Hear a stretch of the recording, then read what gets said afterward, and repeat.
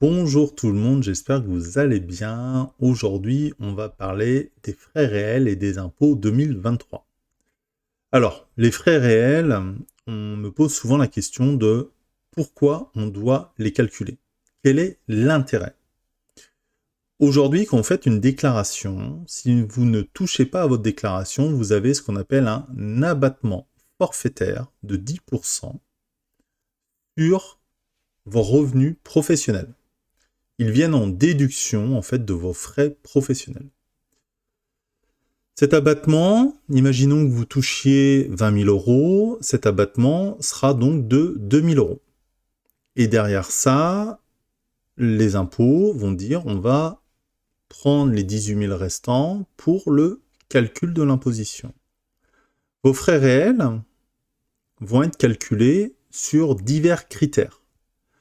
Le premier critère, souvent un des plus importants, c'est les frais kilométriques.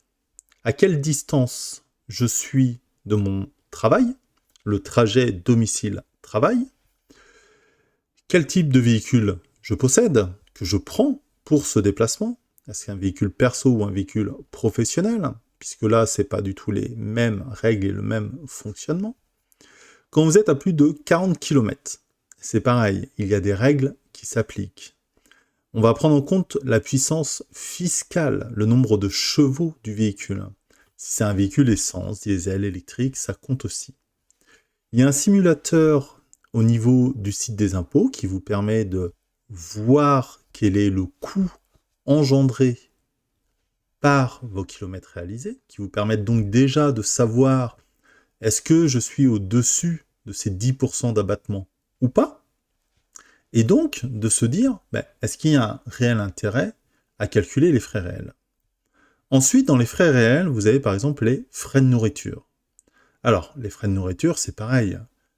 Il faut pouvoir les justifier. Si vous pouvez les justifier, vous avez la réalité de combien vous avez dépensé, avec tout un calcul pareil qui est expliqué sur le site des impôts. Vous avez l'URSSAF aussi qui vous l'explique.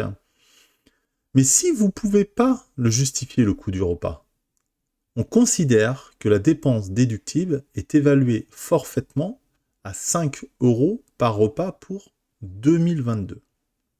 Donc ça, c'est le forfait que l'on considère que vous mangez en fait pour ce prix-là en 2022 pour 5 €.